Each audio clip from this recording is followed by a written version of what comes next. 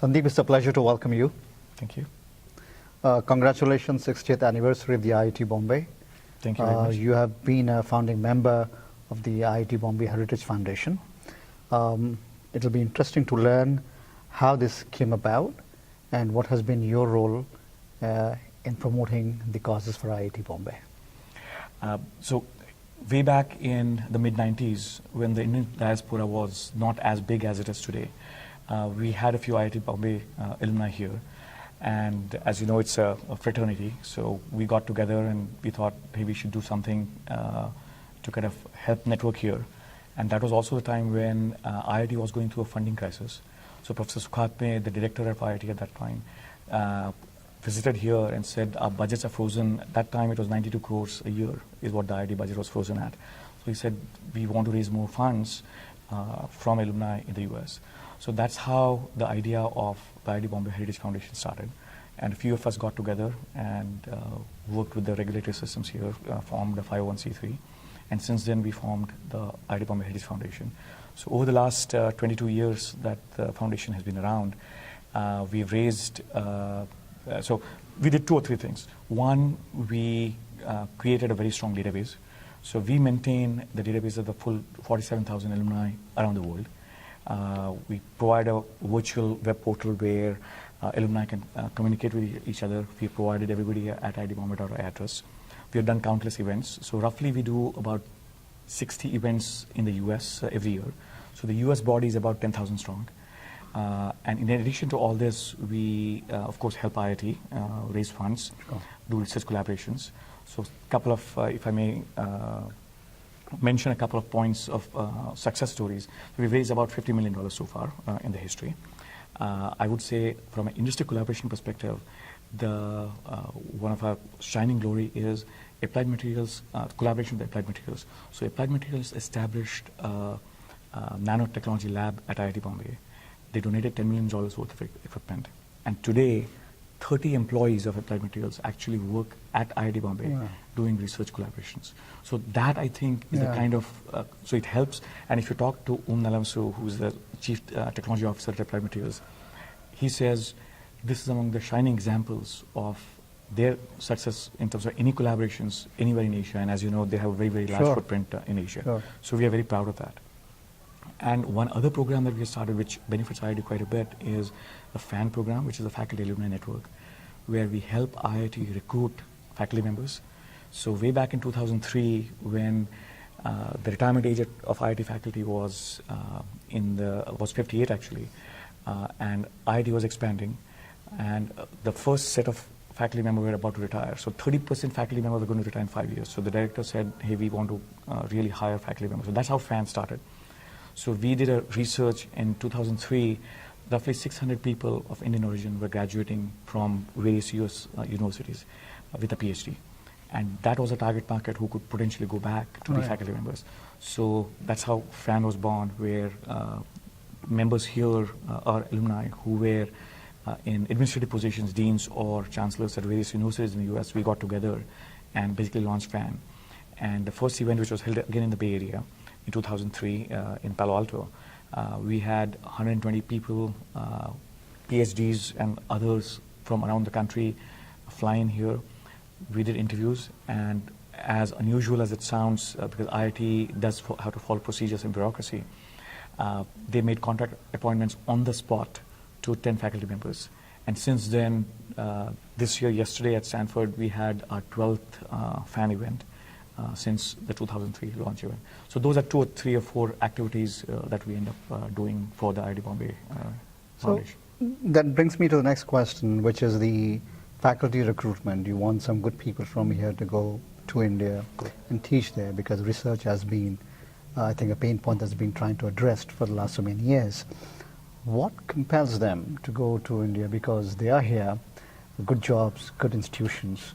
And I'm sure things must have changed. It's a little easier now than it was when you started. What are those 1 or 2 things that will make them go to India and say, okay, this is what I want to do now? Actually, one thing that we found, interestingly, today it is very difficult in academia in the US. At one point, With NSF funding, it was much easier for faculty members, one, to raise funds, which means they can have a lab and students, and that's basically the lifeblood of any faculty member. In today's world, you'll be amazed, but faculty members in academia in the US travel significantly more than any of the sales folks in corporate America travel. So life is a little kind of challenging, if you will. So that is one part. Also, the opportunities in India have dramatically opened. And one, the pay structure at IIT has changed dramatically. So associate faculty member joining IIT today, say IIT Bombay, will get over $1 lakh a month, which by Indian standards, when in Bombay housing is paid for, is basically provided by IIT, is very, very good. And the campus feel, so life tends to be a lot more comfortable. And that's just the salary. IIT does not have a cap on what you can do in terms of consulting. So the younger faculty member, financially it's fairly lucrative. The labs may not be as good as they are available here, but then raising funds and getting tenure track is also difficult. So today, I think the incentive for many of the researchers or postdoc fellows of Indian origin to go back to India is pretty strong in the area of academics. Let's shift focus to the campus. It seems not that long when you were yourself a student. The intake of students obviously has increased, the graduation levels have gone up. And earlier, as Professor Devang was mentioning, that are the top 100, about 60 plus or 67? 67 last year, yeah. But last 5 years, if you look at it, the top average, I would say 65 people from the top 100 go to IIT Bombay. The JE ranking JE of top ranking, 100, 65 prefer to, or actually... Go to IIT Bombay, yeah. How? And last year, or was it the year before that, out of the first 50, 49 went to IIT Bombay.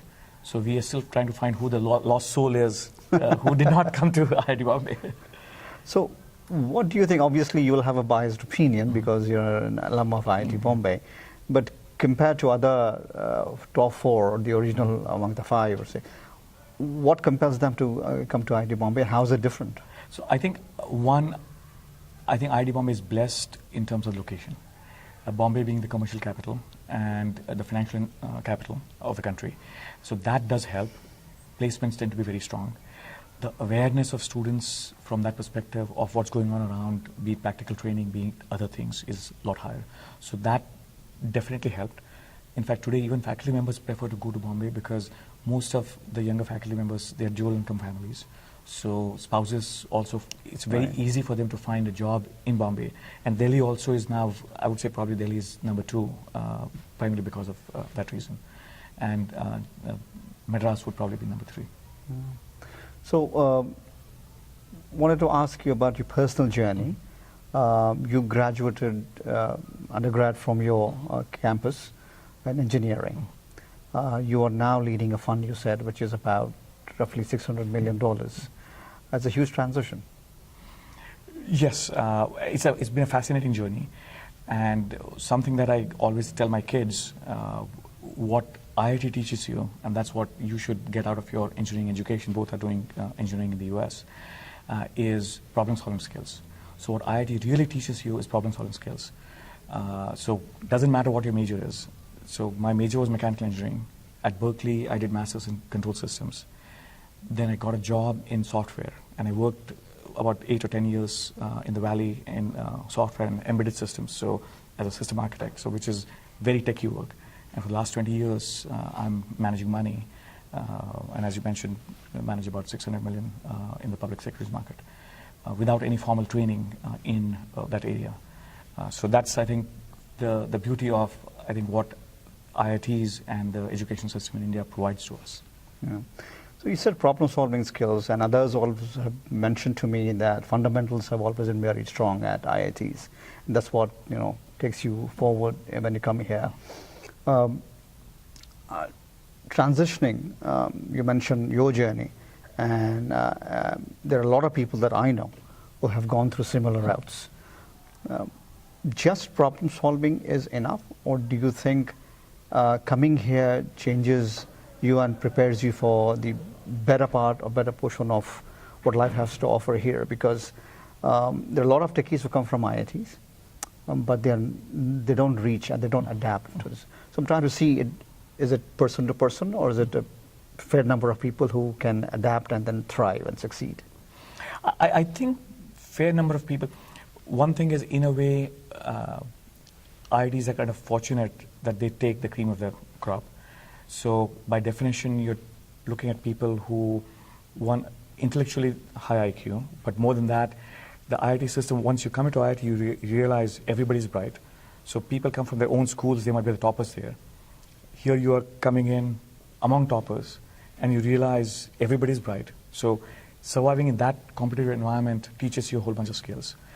And then, so in my case, actually I'm a campus kid, so I grew up on campus, so I had not stayed in a hostel or anything outside the home till I came to the US. And I came to Berkeley, a very liberal campus, very different environment. But IIT taught me to adapt. So, and the Bay Area is a fascinating place, I think probably among the one or two places of its nature in the world. And that's one of the reasons why I believe probably 75% of the innovation in the last decade has come out of the Bay Area. The energy is infectious, and you adopt. Yeah. And I think like a lot of people in the Indian diaspora have done. And then the rest is history. Okay. Finally then, focusing back to the Heritage Foundation, you mentioned some exceptional examples of how it is impacting people. When it comes to the younger generation, how do you ensure that this thing is imbibed and continues as a way forward?